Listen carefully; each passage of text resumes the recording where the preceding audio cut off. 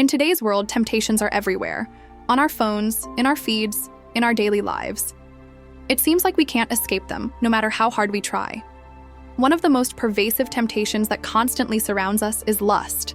And in the digital age, it's not just a fleeting desire, it's become a constant companion. It's in the ads we see, the content we consume, the influencers we follow, and even in the way we interact with people online. Lust, in and of itself, isn't necessarily harmful, but in the modern world, it often becomes something more. It isn't just a passing feeling, it's a cycle, a pattern, and with every notification, every moment of weakness, we can feel like it's pulling us deeper into distraction, out of control, and further away from our peace of mind. What's worse is that it chips away at something even more precious than our focus. It chips away at our mental clarity, our self-control, and our sense of inner peace. The more we give in to these distractions, the more we lose sight of who we really want to be. It's a subtle erosion. One moment you're just scrolling. The next moment, hours have passed and you're left feeling empty, restless, and disconnected. This is where the ancient Stoics can offer us some valuable insight. They didn't live in a world of social media or smartphones, but their teachings on desire and self-mastery feel incredibly relevant today. They understood that the key to inner peace isn't about avoiding or suppressing our desires, it's about ruling over them. They believed that true peace doesn't come from being free of temptation. It comes from controlling how we respond to it. Part 2. What is lust? According to the Stoics. Now, the Stoics didn't view lust as inherently evil. They weren't moralizing. In fact, they acknowledged that lust, like any other emotion, is part of the human experience. What they did see as dangerous, however, was allowing any powerful emotion, lust included, to take control of our actions without reason. They referred to this as a pathos, which is a Greek word meaning a strong, unhealthy passion. It's not the feeling itself that's dangerous. It's how we react to it. The Stoics taught that emotions like lust, anger, or fear, in their extreme forms, cloud our judgment and steal our peace. And while lust might seem like a natural feeling, when we let it dominate our thoughts or guide our behavior impulsively, it becomes a source of inner chaos. It moves us away from rationality and the ability to act in accordance with our values. Here's the key. The Stoics didn't advise suppressing our feelings. Instead, they suggested that we practice mindfulness and control over our reactions. Lust is not something we can simply wish away, but we can choose how we respond to it. If we act out of impulse, we give that emotion power over us. But if we observe it calmly, with a sense of detachment, we take that power back. In practical terms, the Stoics believed that by cultivating awareness and self-control, we could rise above our more impulsive desires. We could choose to act in ways that align with our values, not just our momentary feelings. By doing this, we regain our ability to focus on what truly matters, our long-term well-being, our peace of mind, and our personal growth. Part 3. Awareness. Is the first step. Marcus Aurelius, one of the greatest Stoic philosophers, once wrote, "You have power over your mind, not outside events." This is one of the most powerful tools we have in our journey to mastering our desires. When lust arises, it's easy to feel overwhelmed by it. It can feel like it's taking control, pulling your focus and energy towards something fleeting. But the Stoics understood that our first step is to realize that we don't have to react automatically. Instead of fighting the feeling or judging yourself for having it, try this. Observe it. See it for what it is, a thought, a passing desire, just like any other. Don't make it a battle. Don't try to suppress it with force. Just recognize it. Pause for a moment. And then ask yourself, do I control this desire, or does it control me? This question is the key to shifting the power back into your hands. By becoming aware of the desire without judgment, we create a space where we can take control. The moment you pause and observe, you separate yourself from the automatic response.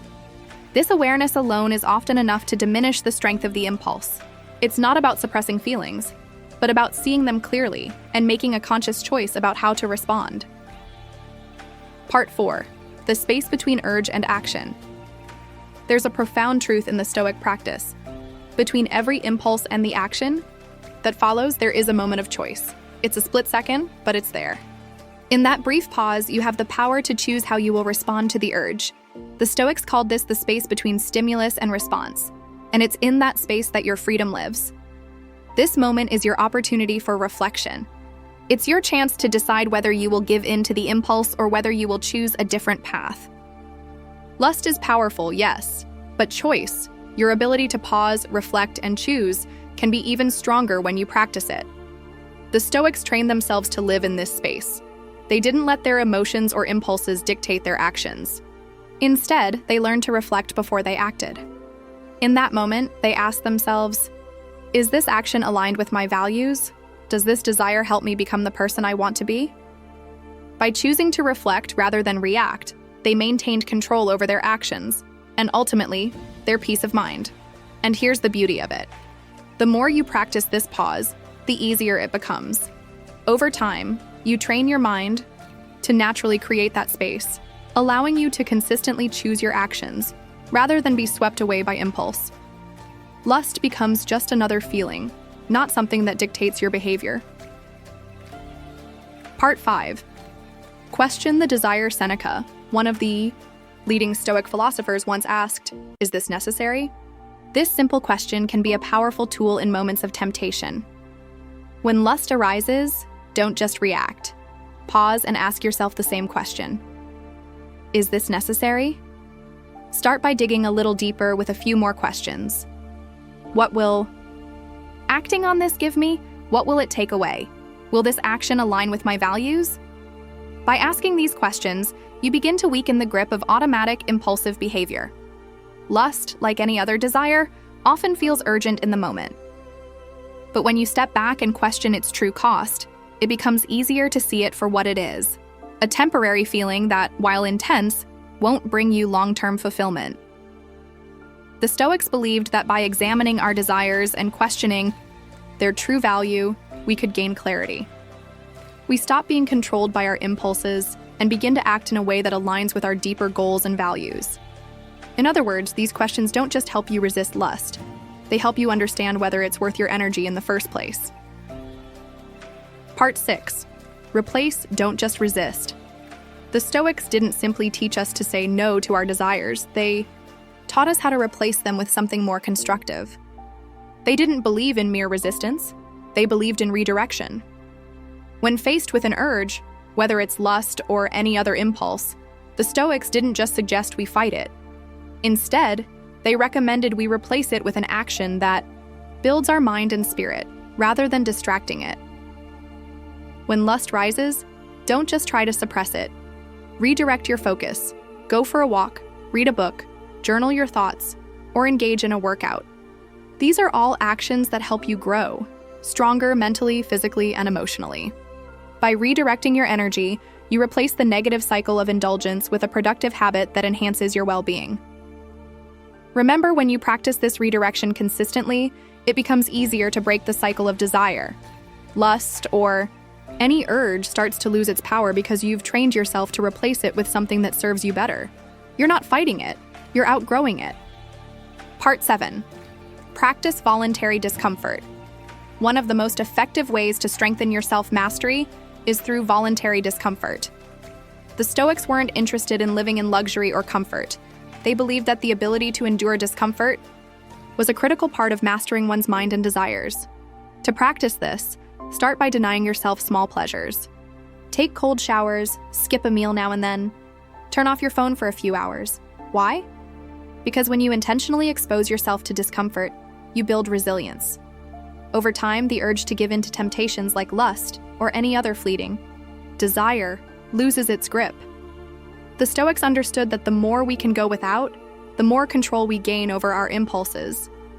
If we can endure discomfort voluntarily, we grow stronger in the face of all desires. Lust becomes just one more passing thought we can choose to ignore, because we've trained ourselves to find strength in discomfort. It's not about suffering for the sake of it, but about training your mind to stay steady regardless of external circumstances. This practice helps you build the mental fortitude to control your reactions, even when temptation is at its peak. Part 8. Your environment matters. We often underestimate the power of our environment. The people we're around, content we consume, the apps we use, these things shape our thoughts and behavior more than we realize. If you're constantly exposed to temptation, it becomes that much harder to practice self-control. That's why taking control of your environment is crucial. It's not enough to simply rely on willpower. Sometimes you need to remove the very things that fuel your desires. Unfollow accounts that constantly tempt you, uninstall apps that distract you, and unplug from sources of stimulation that encourage impulsive behavior. The Stoics understood that external circumstances play a huge role in shaping our inner state. If you're constantly feeding your mind with content that pulls you away from your goals, your willpower will be tested to its limits. But when you clear the distractions, the temptation fades. Remove the fuel, and the fire of desire loses its intensity. By intentionally curating your environment, you set yourself up for success. It's not just about avoiding temptation, it's about making sure the temptation doesn't even have a chance to show up. Part 9. Reflect daily at the end of each day. Take a moment for reflection. This simple practice can be one of the most powerful tools for self-awareness and growth. Ask yourself, where did I do well today? Where did I give in? What will I do differently tomorrow? By asking these questions, you build accountability. It's easy to overlook our actions in the rush of daily life, but taking time to reflect helps us understand where we've succeeded and where we still have room to grow. This practice isn't about punishing yourself for mistakes, but about learning from them. It's through these small moments of reflection that you turn slip-ups into growth. The Stoics believed in daily self-examination as a way to keep their minds sharp and aligned with their values. By holding yourself accountable, you reinforce your commitment to becoming the best version of yourself.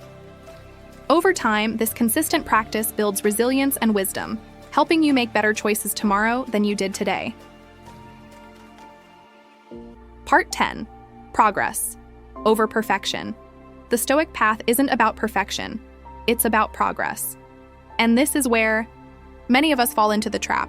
We think that if we slip up once, we've failed. But the reality is, you will slip. It's part of being human. What matters is not whether you fall, but how you get back up. Every time you pause, reflect, and make a conscious decision to choose wisely, you strengthen your inner discipline. Lust and any other impulse loses its power, not in a single, grand victory, but through consistent daily victories.